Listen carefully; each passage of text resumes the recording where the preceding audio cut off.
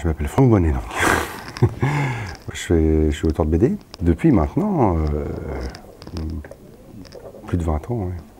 25 ans. Bon, pas au début je faisais de la BD. Là, je suis plus maritime maintenant parce que j'ai cumulé deux passions. J'avais une première passion qui était la BD, et une deuxième passion qui était les romans de marine. Et j'ai l'habitude de dire que je suis le François Pignon de la bande dessinée. C'est-à-dire que je faisais aussi du modélisme naval. et au bout d'un moment, je me suis dit, tiens, ce serait quand même pas mal de cumuler bande dessinée et sa passion pour la mer. Et donc on a démarré les Pirates des Barataria avec Marc, puisque j'ai appelé Marc, qui est un copain à moi. Et je lui ai dit, voilà, il faudrait que tu trouves une idée pour m'écrire un truc à base de bateaux. Je sortais d'une série qui n'avait pas trop bien marché, donc je m'étais dit, il faut... Et Marc m'avait dit, bah, ça tombe bien, je suis en train de lire La Désirade de Jean-François Degnaud, et ça raconte l'histoire de deux pirates français de Bordeaux, installés à la Louisiane, qui sont méconnus en France. Et il me dit, leur vie, c'est juste une histoire, quoi. Impeccable pour la BD ou le cinéma. Et on est parti comme ça là-dessus. Ouais, bah, pour les termes techniques sur le bateau, c'est idéal, hein. Après, pour la vie à bord, tout ce qui est maîtriser la vie à bord, il faut lire des romans de marine en général, c'est mieux. Ça, on apprend la vie à bord. Et pour tout ce qui est technique, c'est-à-dire les termes, parce que c'est quand même pété de technique en fait, la marine, bah, oui, le modélisme, c'est idéal puisque tous les plans et toutes les notices qui sont en rapport, enfin les notices, les monographies, qui sont en rapport sur le bateau, donnent des termes de marine. Donc quand on dit qu'il faut fabriquer un étambot en bois, il faut d'abord savoir ce que c'est qu'un étambot. Donc on recherche ce que c'est qu'un étambot. Et quand on pose les cordes, quand on lui dit qu'il faut poser les boulines, il faut chercher ce que c'est que les boulines. Et donc après, au bout d'un moment, on connaît les termes de marine, des bateaux. Surtout, je suis pas, attention, hein, je suis quand même très limité à la période bateau du fin 18e, début 19e. Hein. Les navires de maintenant m'intéressent beaucoup moins quand même. Barataria, on commence en 1812, on termine en 1822. Ouais. Et la Constitution, on commence en 1803. Ouais, donc tout début du 19e siècle en fait. Ouais. C'est les mêmes bateaux, hein, quasiment à 10 ans près, il n'y a pas de... Bah, sauf que dans les Barataria, c'est à documenter, mais un peu moins, puisque les navires des frères Lafitte, on savait que ça s'appelait la Désirade et tout, mais j'avais pas de plan. Donc je suis parti sur des navires que j'avais moi en plan. Par exemple, la Désirade au début, c'est l'USS Essex. Donc là, je suis parti sur un navire. Comme l'USS Essex avait une figure de proue qui était une tête d'Indien, je me suis dit ça ira bien avec la Louisiane et tout. Donc je suis parti sur ce bateau-là. Alors que l'USS Constitution est beaucoup plus documenté. C'est-à-dire que le bateau que je dessine, c'est le vrai bateau de l'époque, en fonction des plans, en fonction de la monographie, quoi. Ah, j'ai plus le temps là. Ah non, parce qu'une maquette, ça prend... La dernière que j'ai faite, justement, c'est une frégate américaine. J'ai mis 10 ans à la faire. En fait, en même temps, je faisais ça que le week-end. Hein. C'était 4 heures le dimanche, 3 heures le samedi. Donc, après, un modéliste qui s'y met dessus, c'est dans les... Pour faire un modèle d'un mètre 40, 1m50 de long en bois, il faut quand même pas loin de 9000 heures, je crois, un truc comme ça, quoi. Eh bien, j'ai essayé donc justement de faire une bande dessinée de marine, comme il y a des romans de marine, tout en restant quand même assez grand public. Donc c'est très documenté, mais c'est l'histoire d'un bateau, et en même temps, il y a l'histoire d'un personnage dessus. J'ai pris un jeune aspirant, parce que c'était le personnage qui était le plus proche à la fois des matelots. C'est un peu celui qui faisait la liaison entre les matelots et les officiers, en fait. Donc le personnage idéal. Parce que souvent, les romans de marine, on s'aperçoit, soit il s'occupe des officiers, il y en a un, dernièrement, Julien Stockwin, qui s'occupe plutôt des matelots, mais il n'est jamais entre les deux. Donc moi, il me fait un personnage qui touche un petit peu aux deux parties du bateau, l'avant et l'arrière, on va dire. Souvent, dans les bateaux, ils disaient que l'arrière était la partie des officiers et l'avant la partie des bateaux. C'est pas vrai, mais bon. Et je voulais raconter l'histoire du navire. En même temps, c'est l'histoire de la naissance de la marine de guerre américaine, puisque ça correspond, c'est leur première guerre, à part la quasi-guerre qui a eu lieu juste avant avec les Français, mais qui était un tout petit truc un peu pas bien important. C'est donc la naissance de la marine de guerre américaine, et en même temps, j'ai romancé avec l'aventure d'un personnage que je mets sur le bateau, qui lui a sa propre aventure dans l'aventure. On prend le même principe que sur les Pirates de Barataria, finalement. On racontait l'histoire des frères Lafitte avec un personnage inventé. Donc là, sur le bateau, c'est pareil, j'ai respecté tout ce qui est sur le bateau. Le personnel du bord, c'est-à-dire le commodore, le lieutenant, c'est les vrais noms des personnes qui étaient sur le bord. Mes deux personnages sont inventés. Et le fil rouge de l'histoire, en fait, le déroulé de l'histoire se base sur le livre de bord du bateau. Donc moi, j'ai pris le livre de bord du bateau et j'ai collé l'histoire de mon personnage sur les lieux où le bateau s'est retrouvé à cette période. Parce que moi j'ai tout, vraiment tout. C'est-à-dire que je sais à quelle date exactement ils sont partis de Boston, quand ils sont arrivés à Gibraltar. À Gibraltar, ils ont une mission, ils sont allés à Tanger. Donc toutes les dates que je mets dans le bouquin sont les dates réelles, où vraiment le bateau a circulé.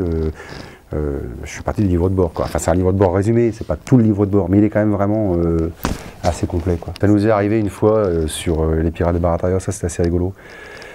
On avait un personnage dessus qui s'appelait Dominique Hughes. Enfin, au début, dans les premiers albums, il s'appelle Hughes avec un X. Et nous, en fait, on a cherché notre documentation, enfin, Marc a cherché sa documentation aux États-Unis, et comme le personnage s'appelait Dominique Y-O-U, aux États-Unis, ils avaient rajouté un X pour pas faire la confusion avec leur You Are, voilà. Et donc le personnage s'appelait Dominique Hughes. Et pendant 2 tomes, il s'appelle Dominique Hughes. Et au tome 3, on n'a rien signalé, il s'appelle Dominique Hughes parce qu'entre-temps, on a reçu un courrier de descendants nantais du fameux Dominique Hughes, qui nous ont dit c'était un nantais. Et à Nantes, il y a beaucoup de noms en 3 lettres, Dio, You. Et en fait, ils nous ont dit si vous avez mis Hughes, c'est certainement que vous allez chercher votre documentation aux États-Unis. Mais en France, son vrai nom, c'était You. Et c'est vrai, effectivement, sur Wikipédia, c'est Dominique You, donc il a changé d'un seul coup. Mais là, j'ai pas eu de nouvelles de la famille Pribol ou des Catour. Déjà, il faudrait le traduire aux États-Unis pour que j'ai des nouvelles des descendants, parce que c'est quand même l'histoire de la marine de guerre américaine. Donc, il y a 3 tomes. Moi, vu que j'ai fait le scénario moi-même, je préfère, quand je travaille tout seul sur un scénario, travailler sur une histoire bouclée. C'est-à-dire que j'ai déjà écrit les 3 tomes. Je sais que ça se termine en 3 tomes. C'est écrit parce que ça permet... au tome 3, j'ai fait des retours dans le tome 1, j'ai modifié l'écriture du tome 1 en fonction des fois du tome 3, je me souviens plus exactement pourquoi. Puis ça permet aussi de se dire, ah bah tiens, là, s'il se passe ça au 3, il faut peut-être que je commence déjà à mettre dans le tome 1 une petite passerelle pour qu'après les gens ils se disent, ah tiens, mais oui, enfin ceux qui se souviennent, parce qu'un album par an, des fois, ceux qui ne les relisent pas avant, ils ne peuvent pas se souvenir, mais essayer de glisser des petites choses comme ça, des petites informations dans l'album que certains verront, que d'autres verront pas. Mais puis après, bon, il faut les dessiner. Hein. Les bateaux, c'est quand même pas... je passe presque une semaine par planche, donc c'est un peu plus long. Il y a du boulot, quoi, comme on dit. Bah, je lui ai envoyé les scénarios pour qu'il les lise, entre autres, avant, et qu'il me donne son avis. Parce que quand on écrit nous-mêmes l'histoire, il y a des choses, des fois, on voit plus, en fait. Ça nous paraît évident parce qu'on l'écrit. Et ce qui est bien de le faire lire à un autre, c'est que l'autre, il va mettre le point sur un truc, il va dire « Ah, mais... c'est un peu bizarre, là, ton personnage, il s'énerve, mais on ne comprend pas pourquoi il s'énerve. Tu l'as pas mis avant, il aurait peut-être fallu mettre... » Et donc, du coup, justement, lui aussi, à la lecture quand je lui ai envoyé le scénario écrit, tome par tome, lui aussi m'a fait des retours, et ça m'a pas mal aidé. Il y a des scènes qui m'ont pas mal aidé. Il y avait par exemple, il y avait 2 personnes, deux jeunes aspirants qui s'aiment pas trop, et il me dit, ça arrive un peu trop vite, tes 2 personnages, ils s'aiment pas, il faudrait qu'avant, tu glisses une petite scène où on comprend que déjà, la tension monte. Et c'est vrai que des fois, quand on est dedans, on y pense, soit on n'y pense pas, soit... Donc le faire lire par un autre, c'est quand même pas mal, je crois. C'est bien. Un autre qui est aussi scénariste, puis qui fait aussi des scénarios quand même. Voilà. Mais même aussi des gens de la famille, des fois, ça permet de mettre le point sur des choses. Moi, je lis beaucoup de bandes dessinées. Il y a des auteurs qui lisent pas de bandes dessinées, moi j'en lis beaucoup. Ouais. Donc je lis presque tout ce qui est rapport à la marine. Oui, que ce soit Patrice Pellerin, Bourgeon. Ah, Bourgeon, je les ai lus il y a longtemps, quoi. D'ailleurs, même relus, hein, les passages du vent. Après, oui, j'essaye de suivre un peu, je lis les grandes batailles, les batailles navales de Jean-Yves Delite. Voilà, j'essaie de... Ouais. J'aime bien la BD, j'aime bien la marine. Alors, quand il y a des bouquins qui traitent à la fois de la BD, enfin qui sont en BD et qui traitent de la marine, en général, je les lis. Je lis aussi des BD qui ne sont pas que de marine. Hein. Moi, je suis tombé tout de suite dans les Herman, les Giraud. Je suis pas trop ligne claire. Hein. Je sais pas trop RG, ça, je sais pas trop. Peut-être parce que je suis trop jeune, je sais pas. Ça va pratiquer, quoi. Tout de suite, je suis tombé dans les bandes dessinées assez réalistes. Je me rappelle que, oui, tout de suite, les Passagers du Vent, les Blueberry, les Herman, les Comanches, tout ça, ça m'intéressait plus que les Tintins ou autres Black et Mortimer, tout ça, quoi. J'étais quand même plus tombé là-dedans. Puis après, petit à petit, de toute façon, on s'inspire de tous. Hein. On pompe tous, un peu dans tous les styles, dans tous les... Ah bah tous. Tout le temps. Faire un visage, des fois. Il y a même des jours, ça coule tout seul. Puis il y a des jours, on se dit, bon, au bout d'une heure, on se dit, on va faire une pause, on va s'arrêter. On va faire autre chose, et puis on va revenir dessus, parce qu'il y a des fois, il y a des jours avec, il y a des jours sans, il y a des jours où on a l'impression que ça déroule tout seul, il y a des jours où on a l'impression que c'est plus dur. Enfin moi, c'est comme ça. Je suis assez besogneux dans le dessin, j'ai pas un... Il y en a qui sont peut-être moins besogneux, plus doués, je sais pas comment on peut appeler ça, mais moi, ouais, je suis assez besogneux, ça tombe pas tout seul, quoi, faut quand même travailler. Ouais, tradi, ouais. En coach, enfin, crayonné, en coaching, plume et pinceau, zéro. Ah, il y a la couleur, mais en dessin, zéro informatique. Parce que tu fais aussi la couleur. Même quand je fais des retouches, des fois, je vais plutôt prendre un calque. Si je suis bien content d'un dessin, mais que je veux le déplacer, je vais prendre un calque, je vais le recalquer, je vais le remettre de l'autre côté, à l'ancienne, quoi. Et hop, je vais le déplacer comme ça, sur le crayonné. Oui, c'est ça qui fait les couleurs. Voilà. Qui est auteur jeunesse au départ, elle. Plus dans la jeunesse, et on m'accompagne aussi. Et donc, comme en fait les histoires de bateaux ont un code couleur assez important.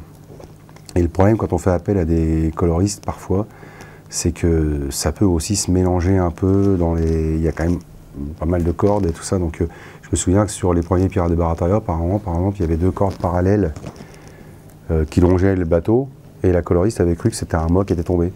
Donc elle avait peint entre les 2 cordes parallèles en marron. Alors une fois que c'est fait, et en plus c'était tradi à l'époque, on va pas l'appeler pour lui dire bon bah écoute, il faudrait refaire la planche parce que donc on laisse filer.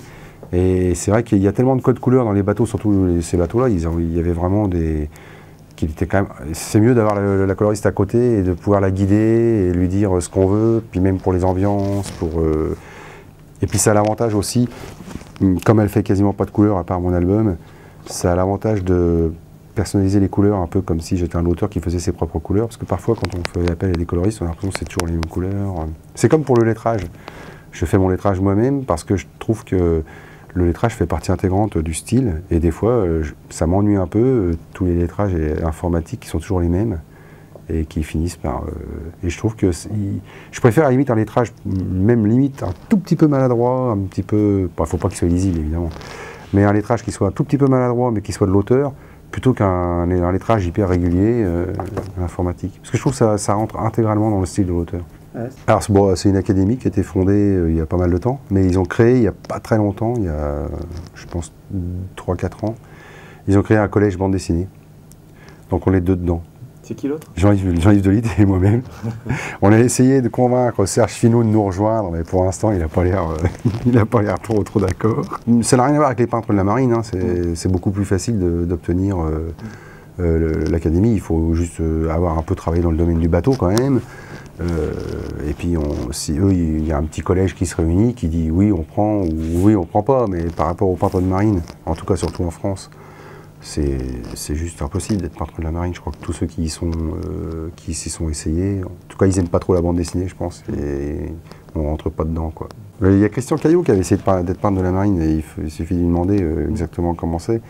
Et quand il travaillait avec Bernard Giraudot et tout, et ils n'ont pas été pris. Et encore il y a pas longtemps, il a rencontré un gars du collège, un contre-amiral qui est au collège des peintres de marine français.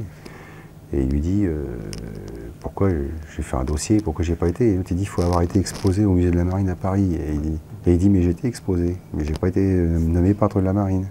Voilà. C'est le peintre de la marine pour les dessinateurs de BD, c'est pas possible. Les mentalités sont pas encore assez. Christian Rossi.